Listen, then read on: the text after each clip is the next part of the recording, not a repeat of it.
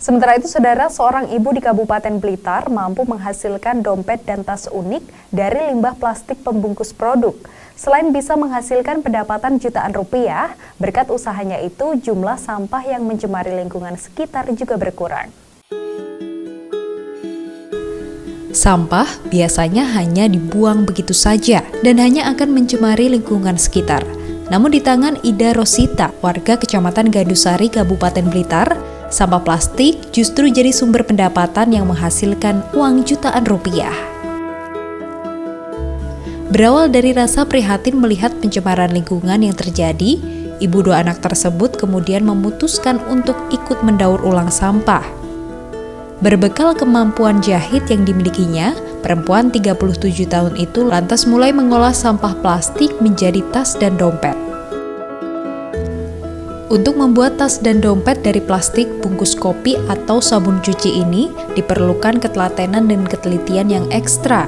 Pemilihan jenis plastik dan proses pelipatan menjadi hal penting agar menghasilkan pola tas dan dompet yang cantik. Tidak hanya itu, proses pencucian bungkus plastik juga harus dipastikan bersih. Hal itu wajib dilakukan demi menjamin faktor kesehatan dan kenyamanan saat tas dan dompet dikenakan oleh pelanggan. Cacian dan penolakan sempat diterima Ida Rosita saat pertama kali mengenalkan produknya kepada warga sekitar. Namun, kini setelah 3 tahun berjalan, usaha daur ulang sampah tersebut sudah bisa menembus pasar luar negeri. Rata-rata dalam 1 bulan tidak kurang dari 100 tas dan dompet ludes terjual. Pendapatan yang didapatkan juga mencapai jutaan rupiah setiap bulannya.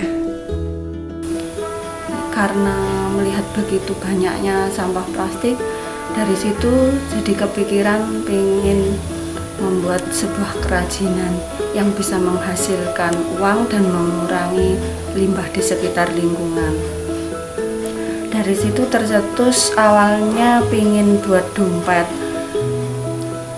lalu mencoba bikin dompet yang masih abstrak, itu belum kepikiran untuk bikin yang motif. Tapi dari situ lama-lama muncul juga ide bikin motif untuk buat dompet, terus bikin tas, akhirnya juga bikin tas yang besar juga.